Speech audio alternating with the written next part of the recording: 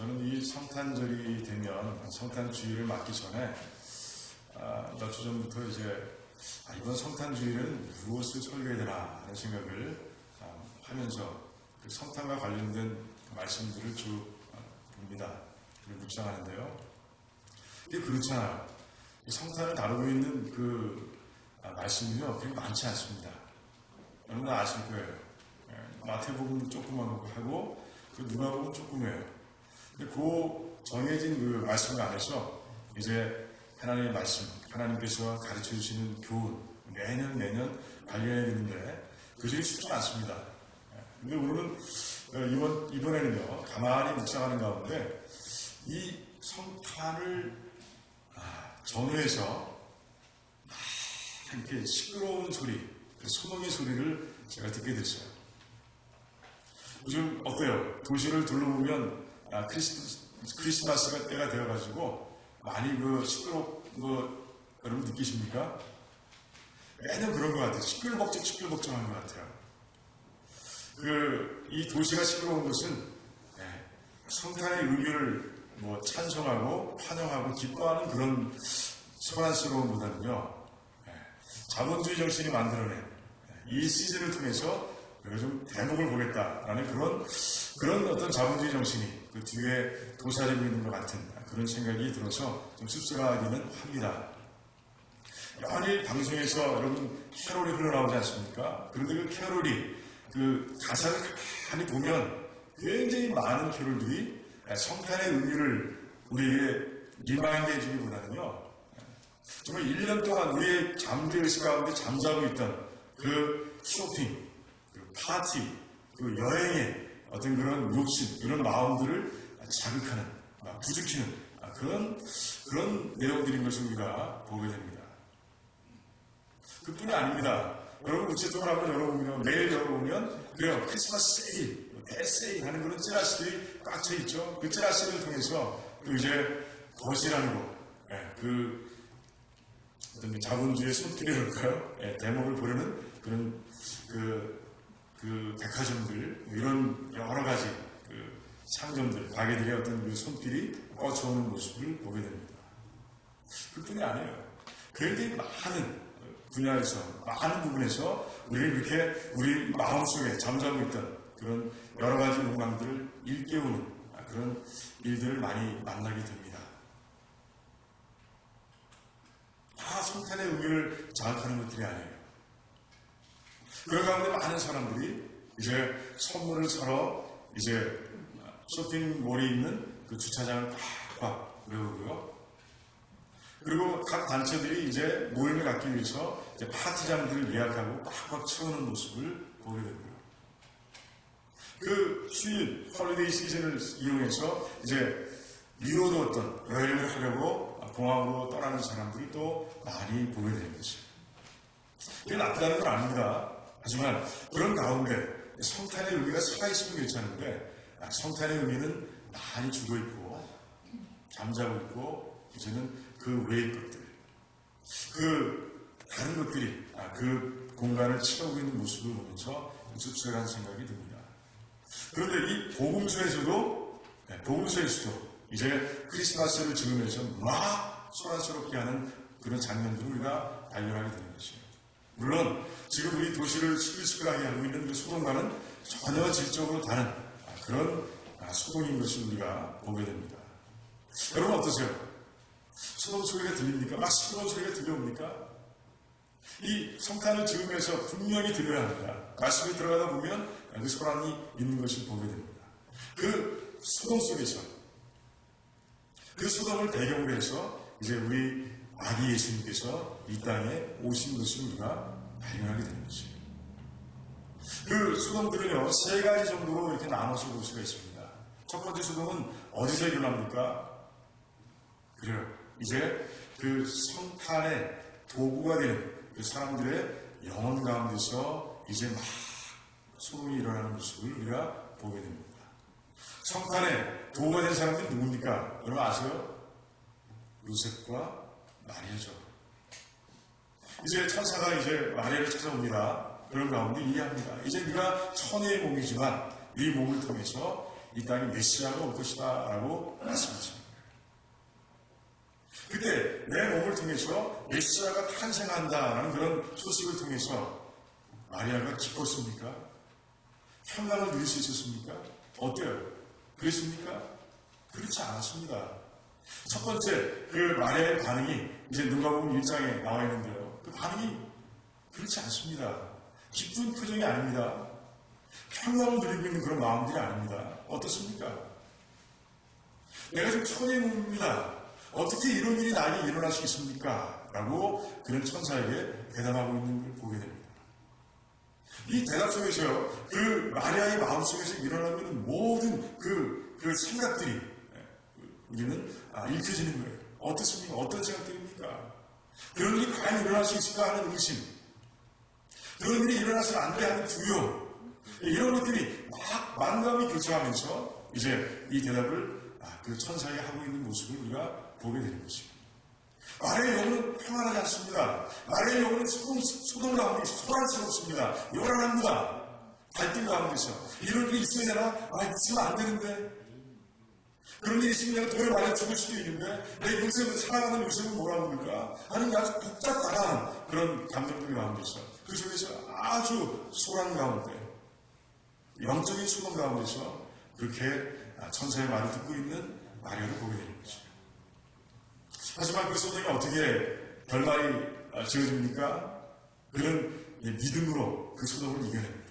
마리아의 믿음 때문에 이제는 마리아는 그 모든 것을 순종하며 받아들이고 있는 모습을 보게 됩니다. 그 순종 속에서, 그 믿음 가운데서 이제 아기 예수가 그 몸을 통해서 이 땅에 태어나는 것을 우리가 성경 가운데서, 복음서 가운데서 발견하게 되는 것이에요. 두 번째, 요셉은 어떻습니까? 요셉도 마찬가지예요. 요셉은요, 이제 마리아가 내가 불러온다는 얘기를 듣습니다. 잔 적이 없습니다. 그래서 정언했을 뿐입니다. 아직 결혼하기 전입니다. 그럼에도 불구하고 마리아의 배가 불러온다는 소식을 듣고 그는요, 가만히 끊고자 하여 생각하고 있다라고 복음서가 기록하고 있습니다. 어떻게 하면 가만히 끊을 수 있을까? 어떻게 하면 이 놀라운 사실에서 내가 정말 편안하게 해방될 수 있을까? 하는 생각을 요셉이 하고 있는 거예요. 그의 마음속에서 또 여러 가지 복잡하다한 그런 감정들이 싸우고 있는 모습을 우리가 보게 되는 것이에요. 배신감이 있었을 겁니다. 이게 진짜일까 하는 그런 의구심이 있었을 겁니다. 그런 가운데 사랑하는 연인들은 연민의 감정도 있었을 거고요. 그리고 배려하고자 하는 마음도 있었을 겁니다. 그 모든 감정들이 뒤섞여서 요셉은 그 영적인 소동을 겪고 있는 거예요. 이 요셉의 이 영적인 소동도 그 믿음 가운데서, 그 천사를 통한 소식과 그 믿음 가운데서 이제 잠잠해지는 모습을 보게 됩니다. 또 이제 마리아를 데려오고 이제 아기 예수가 탄생하기 전까지 동침하지 않고 그런 가운데 이제 아기 예수가 사는 아내의 몸을 통해서 이 땅에 태어나는 것을 그가 눈으로 직접 보게 되는 것이죠. 소름이 있는 거예요. 소란스럽습니다. 두 번째 소동은 어떻게 볼 수 있습니까? 두 번째 소동은요, 로마 전체에서 일어난 것입니다. 로마 전체가 왜 소동이 일어납니까?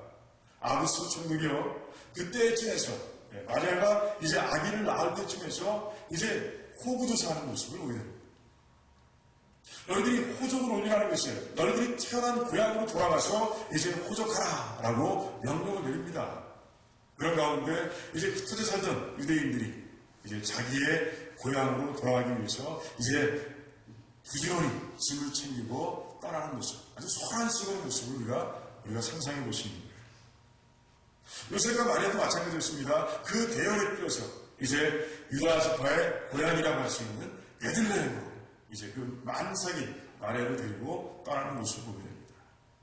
70마일에 가까운 그 긴 거리, 만삭의 부인을 끌고 가는 건 어려웠을 겁니다. 쉽지 않았을 겁니다. 하지만 그 소란스러운 대열에 끼어서 그들이 움직여가고 있는 거예요. 그 로마 전역이 소동 속에 있는 가운데서 이제 아기 예수가 앙 하고 태어났습니다. 자, 세 번째 소동은 또 어디서 발견할 수 있습니까? 그래요. 그 아기 탄생의 소식을 전하는 그런 사람들을 통해서, 천사들을 통해서 이제 소동이 일어나는 모습을 우리가 말씀 가운데서 보게 됩니다. 오늘 말씀이 그 중에 하나예요. 자, 한번 생각해 보시기 바랍니다. 이제 목자들이 있었던 그 들판을 한번 나오시기 바랍니다. 모든 게 조용합니다. 그냥 깜깜할 뿐입니다. 이제 별빛, 그리고 달이 떠있다면 달빛밖에는 그곳에 존재하지 않습니다. 가끔씩 자기들이 치고 있는 그 양의 울음소리가 들려올 뿐입니다. 그런 고요한 곳이었어요. 그런데 갑자기 하나님의 영광이 그들 가운데 임하는 것이에요. 얼마나 놀랬겠습니까? 얼마나 소란스럽겠습니까? 이게 뭐야? 서로 아마 놀래가지고 눈이 휘둥그레져서 그렇게 허둥지둥하고 있을 때 그때 다시 천사가 나타나서 이제 유대 지방 그 베들레헴에 이제 이스라엘의 목자가 나셨다는 소식을 전해주는 것이에요. 저는 잘 모르겠어요. 그 음성이 어떤지 모르겠지만 얼마나 아름다운 음성이었을까. 그리고 그 전체를 울려 퍼지는 그런 음성이었을까 하는 생각을 해보게 됩니다. 그 천사의 소리 속에서 그들이 또 그 마음속에 소란스러운 거예요. 이게 무슨 일인가? 도대체 무엇을 얘기하고 있는 것인가? 라는 생각들을 하게 되실 거예요. 그런 가운데 또다시 어떤 일이 일어납니까? 천군이 천사와 함께 이제는 합창하는 것이에요. 땅에는 저 하늘의 영광이요, 이 땅에는 평화라고 찬송하는 소리가 또 울려 퍼지게 되는 것이에요. 목자들이 얼마나 놀랐을까? 또 그 신비한 장면 가운데서 그 장엄한 그 이벤트 가운데서 그들의 마음이 얼마나 벅찼을까 하는 생각을 해보게 되는 거예요. 분명히 평화는 아니에요. 분명히 고요함은 아닙니다. 그 밤이 가져다주는 정남은 아니에요. 그 모든 걸 다 깨고 소란스럽게 일어나고 있는 그 사건 가운데서 이제 목자들은 이제 다시 수렁수렁하게 되고요. 우리 가보자. 베들레헴 멀지도 않은데, 멸망을 받게 되지 않은데, 우리 가보자. 라고 그들은 빨리 걸음을 재촉해서 베들레헴으로 가게 되고요. 그런 가운데 구유에 누우신 아기 예수를 그들이 보게 되는 것이에요.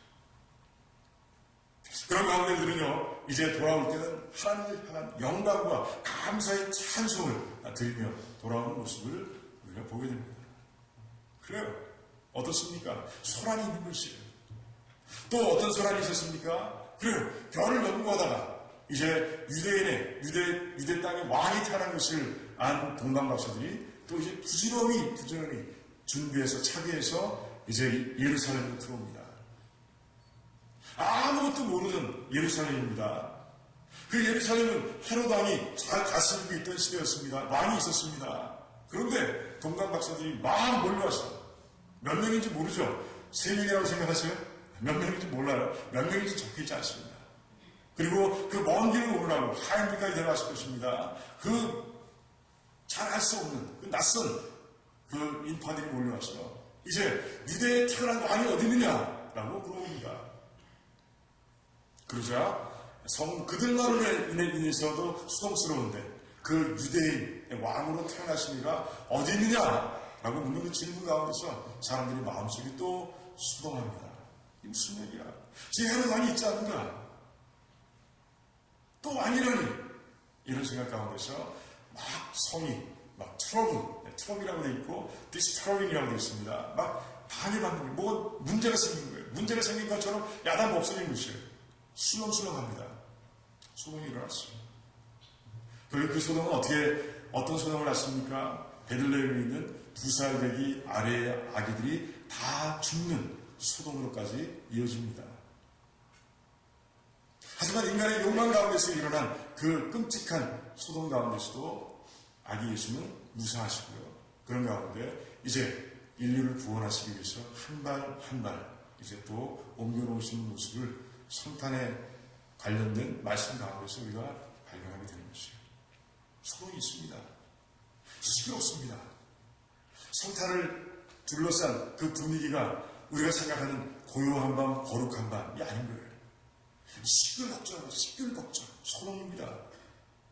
그 소동 가운데서 아기 예수께서 태어나신 거예요. 여러분들 한 아기가 태어날 때 소란스럽지 않습니까? 그래 소란스럽습니다. 임신하게 되면 이제 또 가족들에게 다 알립니다. 우리 아내가 임신했다고. 내가 임신했다고 전화 걸고 친지들, 내 친척들, 부모들에게 전화합니다. 또 아이가 진짜 태어날 때는 어떻습니까? 태어날 때도 마찬가지입니다. 이제 산통 가운데서 시끄럽고 소란스러운 가운데서 한 생명이 태어나는 것입니다. 마치 그렇게 한 생명이 태어나듯이 예수님의 탄생 주변에도 그 탄생을 전후한 그런 환경 속에서도 그 소동이 있는 모습을 우리가 발견하게 되는 것이에요. 자, 그렇다면요, 저는 이 말씀을 왜 드립니까? 그 다음이 중요한 거예요. 그 다음. 여러분, 예수님께서 피지컬리 2000여 년 전에 이 땅에 태어나신 것을 성탄이라고 부를 수 있습니다. 그렇다면, 불러야 되죠. 그렇다면, 우리가 예수 그리스도에 대한 복음을 듣고 그 예수께서 우리의 믿음을 통해서 우리 안에 자리 잡으시는 것, 그것도 우리는 성탄이라고 부를 수 있을 겁니다. 그렇죠. 영적인 성탄, 스피리추얼 성탄이라고 우리가 부를 수 있을 거예요. 다 스피리추얼 크리스마스를 다 갖고 있는 것이에요.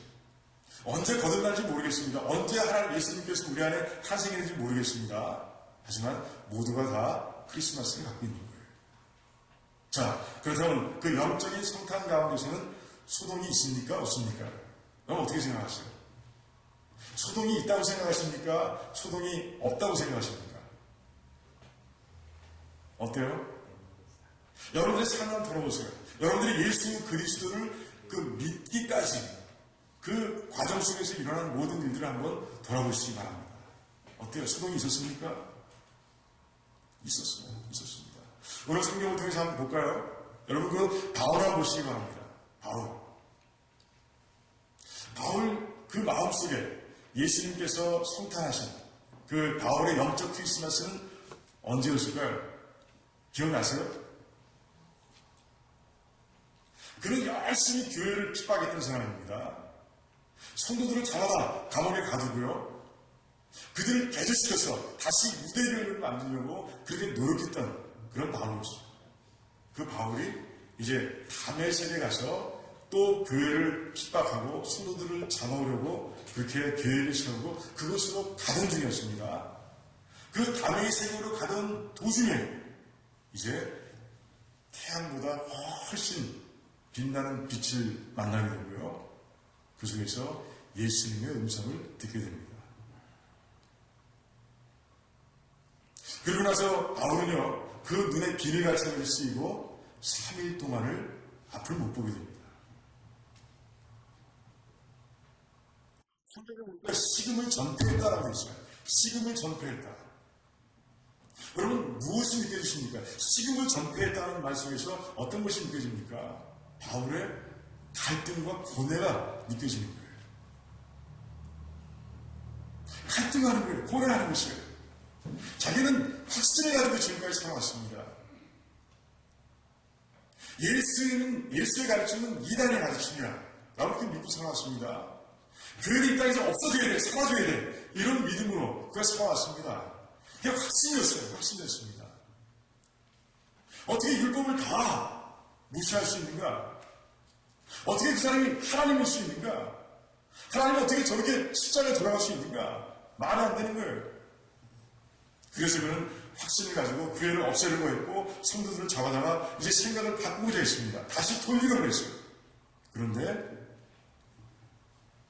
그 예수님 만난 거예요. 그 살아계신 주님을 만난 거예요. 그런 가운데 그 마음속에 그 영혼 가운데서 엄청난 갈등이 일어나고 있는 것이에요. 밥을 먹을 수 없어요. 밥맛도 다 날아났습니다. 그래서 무엇이 맞는 것인가?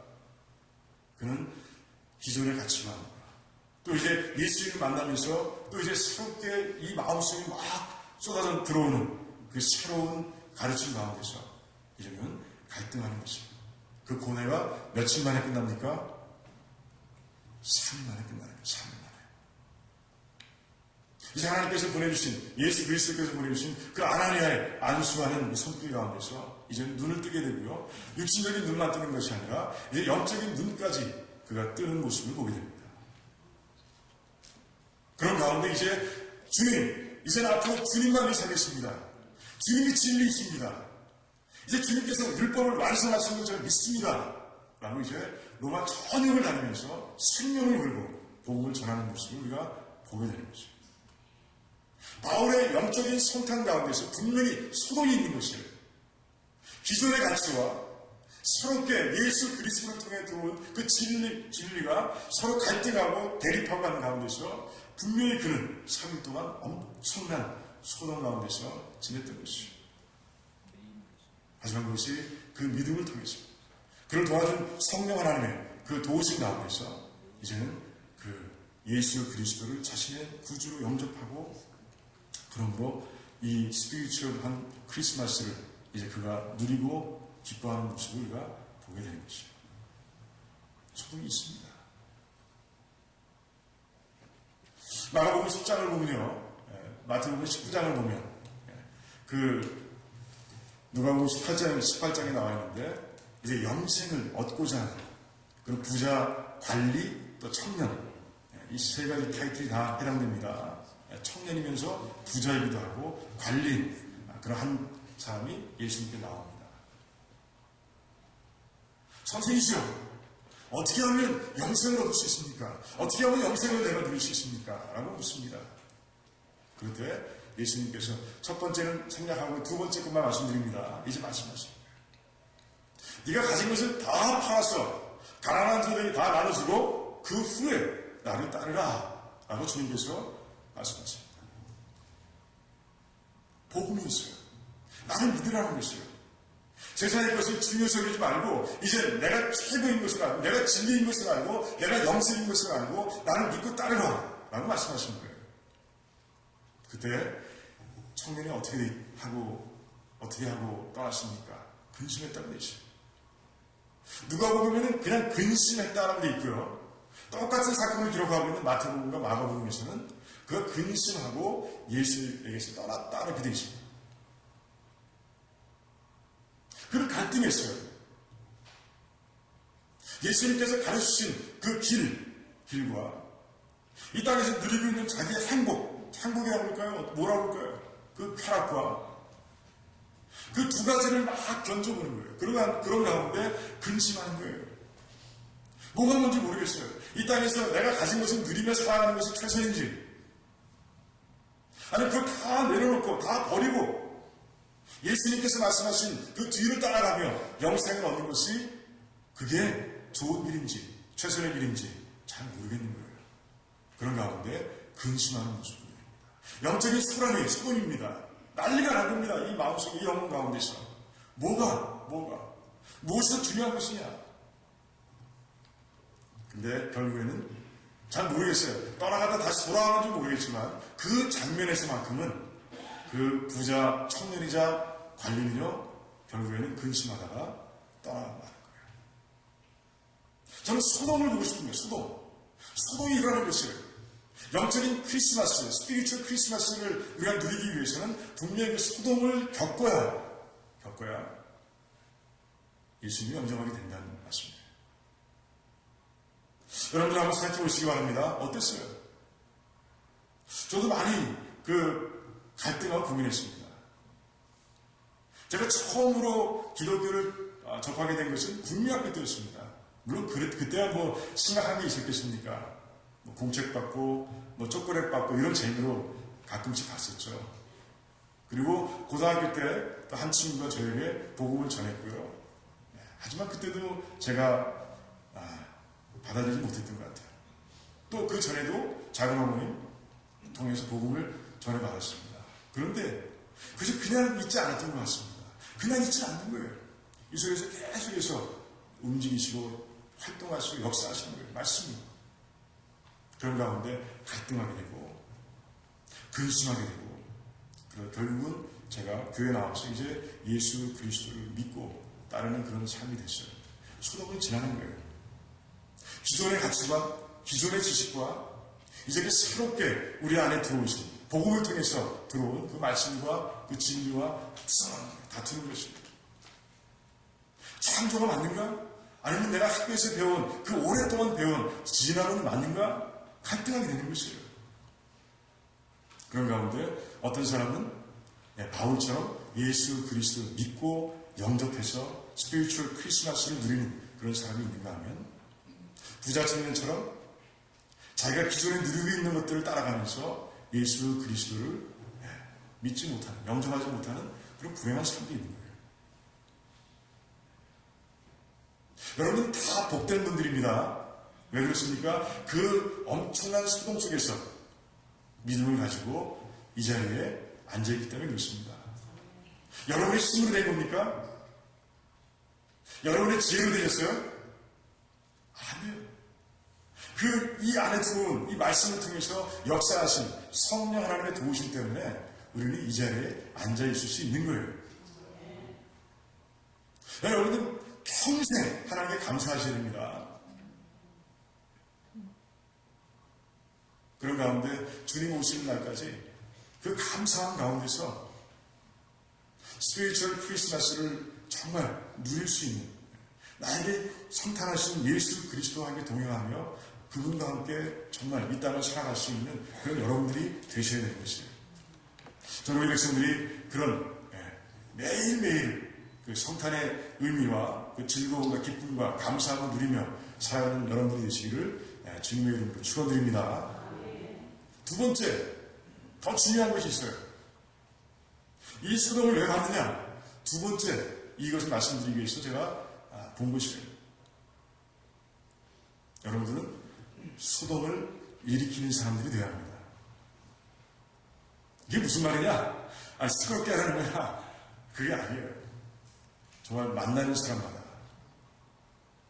정말 잃어버린 영혼들, 그 잃어버린 영혼들에게 여러분들 때를 얻든지 못 얻든지 이제 복음을 전하시기 바랍니다. 그 복음을 통해서 그 사람이 영적인 소동을 경험할 수 있도록 여러분들이 그 역할을 감당해야 되는 것이에요. 천사의 그 메시지를 통해서 그 목자들이 그 영적인 소동을, 그리고 요셉과 마리아가 영적인 소동을 겪었듯이, 동방 박사를 통해서 또 예루살렘 성이 술렁술렁거리고 또 소동을 겪었듯이, 예수님의 직접적인 개입을 통해서 그 바울이 또 소동을 겪었고, 그 나가서 또 이제 로마 전역을 다니면서 또 영혼들을 만나 소동을 일으켰듯이, 우리도 이제 복음을 전하는 메신저가 되어야 한다는 것이에요. 그래서 정말 이 땅을 살아가면서 정말 소동을 일으키는 자, 복음을 전하고 인해서 그 복음을 들은 사람들의 영혼 가운데서 소동이 일어나고, 그 소동 끝에 이제 그 사람도 스피리추얼 크리스마스를 누리는 그런 놀라운 역사들이 여러분의 삶을 통해서 그 메신저를 이제 수행하는, 그 역할을 수행하는 여러분의 삶을 통해서 일어나기를 주님의 이름으로 축원드립니다. 그래요. 오늘부터 시작하는 거예요. 오늘 성탄주일부터 시작하는 것이에요. 그래서 여러분들이 가는 곳마다, 저와 여러분들이 가는 곳마다에서 소동이 일어나길 원합니다. 바울이 가는 곳마다에서 소동이 일어났습니다. 그거와 마찬가지로 우리가 가는 곳마다에서 영적인 소동이 일어나고, 그런 가운데 열매들이 콱콱 일어나는 그런 놀라운 삶을 살아가시는 여러분들이 되시기를 주님의 이름으로 축원드립니다. 기도하겠습니다.